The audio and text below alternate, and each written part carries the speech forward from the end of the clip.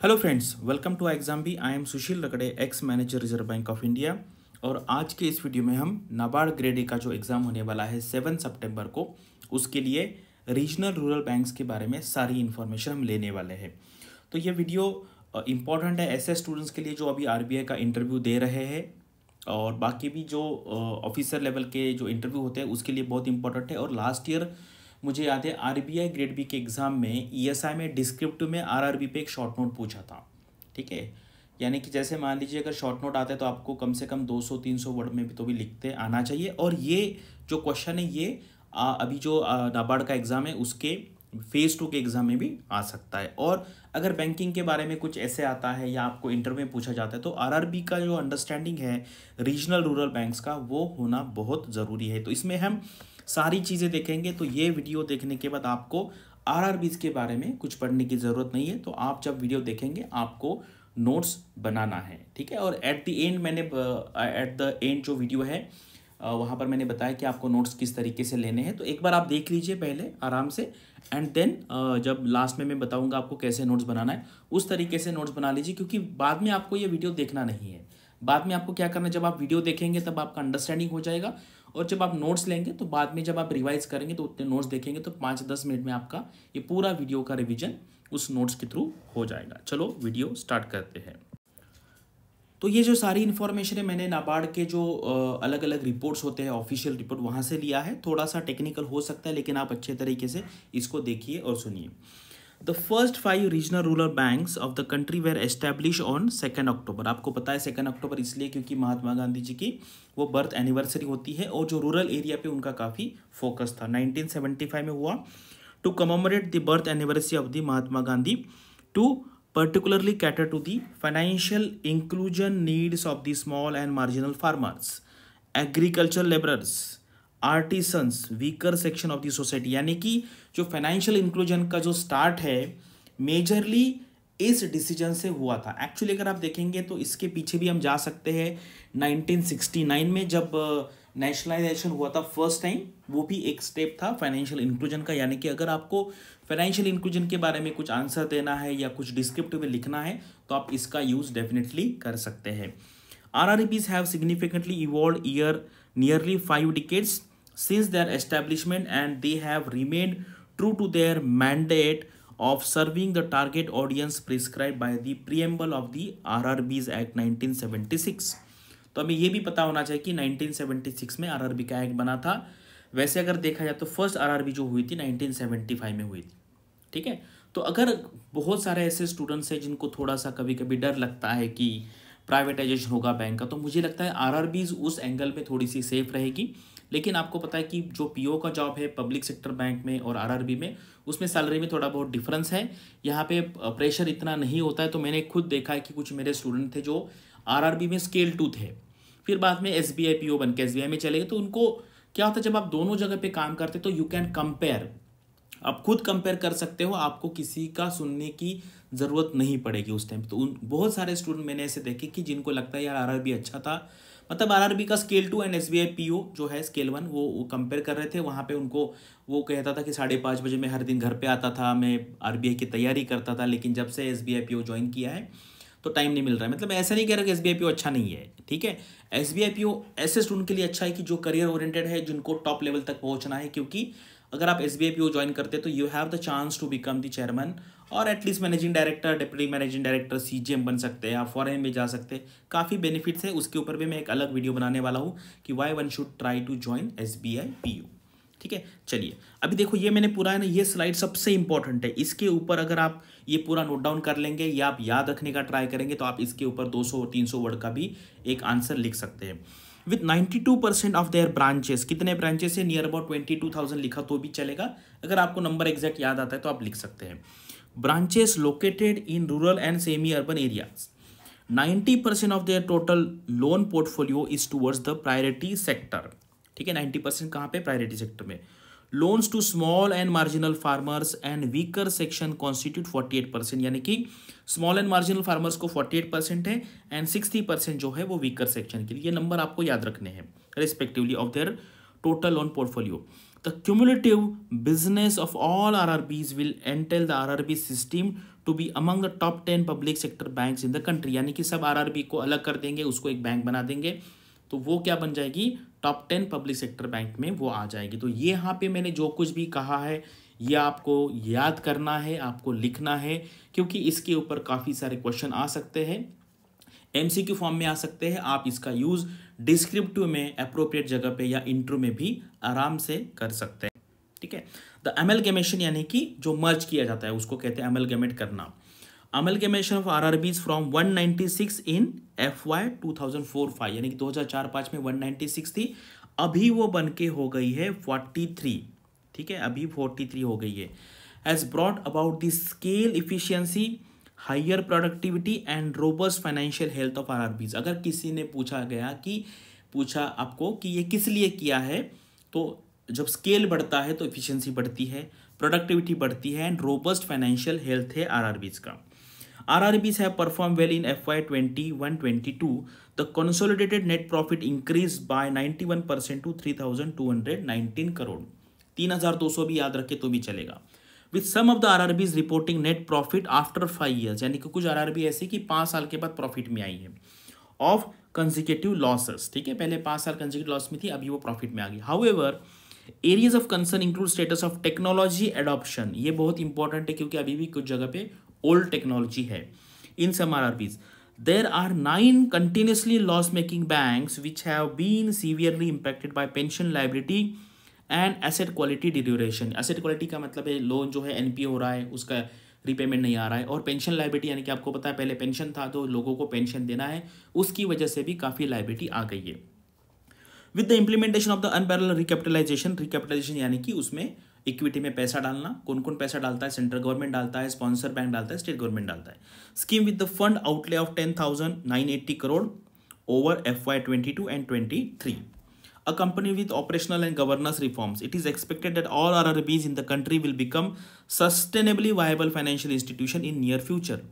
ठीक है, तो ये मैंने एक स्पीच से लिया था, इसलिए ये आई एम श्योर ऐसा आया है। हम पढ़ते हैं क्या, I am sure that this annual consolidation data of RRBs will be valuable reference document for all those concern with the rural development, यानी कि कंसर्न में हम भी आगे, जो टीचर है, जो एस्पिरेंट भी आगे, जो इसके लिए एग्जाम के लिए प्रिपरेशन कर रहे हैं। ठीक है, अभी देखो, the regional rural banks were established based on the recommendation of the Narasimham working group 1975। ठीक है, as a distinct set of regionally oriented rural banks combining the local feel and the familiarity of the rural problems characteristics of the cooperative sector, यानी कि सहकार जो कहते हैं उसको हिंदी में, and the professionalism and large resource base characteristics of the commercial bank. They are jointly owned by the government of India, state government and sponsoring commercial bank. Equity contribution सबसे ज़्यादा है सेंट्रल गवर्नमेंट का 50%, इस तरीके से याद रखिए। उसके बाद स्पॉन्सर बैंक का रोल बड़ा होता है 35% एंड स्टेट गवर्नमेंट का है 15%, क्योंकि उनका रोल सबसे कम होता है यहाँ पर। RRBs are regulated by RBI, supervise by NABARD. ये बहुत इंपॉर्टेंट है, बहुत लोगों को ये पता नहीं है कि RRBs का रेगुलेशन RBI करता है, सुपरविजन नाबार्ड करता है। रेगुलेशन मतलब इंस्ट्रक्शन भेजना, ये करना है, ये नहीं करना है, इसको कहते हैं रेगुलेशन, यानी कि मेकिंग सर्क्यूलर्स, मेकिंग इंस्ट्रक्शन। ठीक है, एंड सुपरवाइजन का मतलब होता है कि वो इंस्ट्रक्शन फॉलो हो रहे हैं या नहीं हो रहे, वो देखना, इसका मतलब है नाबार्ड। यानी कि RBI रूल्स एंड रेगुलेशन बनाता है और नाबार्ड ये चेक करता है कि वो रूल्स एंड रेगुलेशन फॉलो कर रहा है या नहीं कर रहा। ये बहुत लोगों को नहीं पता होता कि रेगुलेशन और सुपरविजन में क्या डिफरेंस है।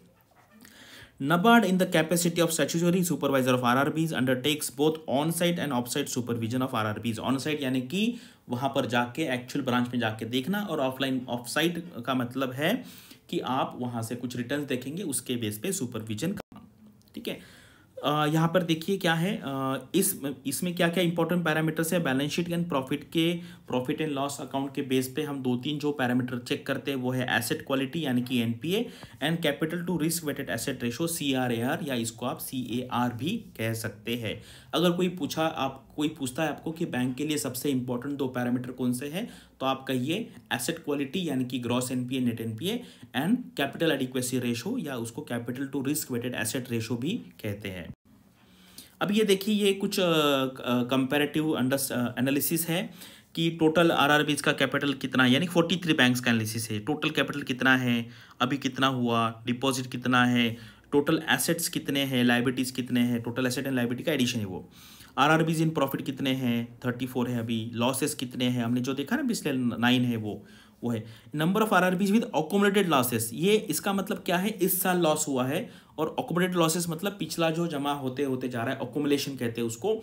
तो 16 बैंक आज भी, यानी कि इसमें से कुछ बैंक ऐसी है कि मान लीजिए लास्ट ईयर -10 करोड़ का लॉस था, इस साल 5 करोड़ का प्रॉफिट है, यानी कि इस साल ये बैंक प्रॉफिट में है, लेकिन अकोमोडेटेड लॉस कितना है, -5। इसका मतलब ये है। नेट इंटरेस्ट मार्जिन कितना है, 3.44, 3.49। ये पैरामीटर्स आपको याद रखने हैं। उसके बाद कासा है, कासा यानी कि करंट अकाउंट, सेविंग अकाउंट में ये जितना ज़्यादा होता है उतना अच्छा है, क्योंकि इसका जो कॉस्ट है वो कम होता है, यानी कि बैंकों को ये पैसा जो है फ्री में या कम इंटरेस्ट रेट पे मिलता है। सीडी रेशो, सीडी यानी कि क्रेडिट डिपॉजिट रेशो, ठीक है, क्रेडिट डिपॉजिट रेशो। जैसे मान लीजिए क्रेडिट 60 है, डिपॉजिट 100 है, तो उसका हो गया 60%, ये हो गया सीडी रेशो। CRAR कितना है, CRAR 12.7 है, ये अच्छा है। RBI के हिसाब से ये 9 होना चाहिए, बेसल कमेटी के हिसाब से ये 8 होना चाहिए। ग्रॉस NPA कितना है, अच्छा अमाउंट है, ये थोड़ा सा कम हुआ है। नेट कम हुआ यानी कि अच्छा है। नेट NPA भी कम हुआ है, 4.7 है अभी। तो ये जो सारे नंबर से आप याद रखने का ट्राई कीजिए, ठीक है। तो यहाँ पर अगर आप देखेंगे तो 43 RRB sponsored by the 12 schedule commercial banks.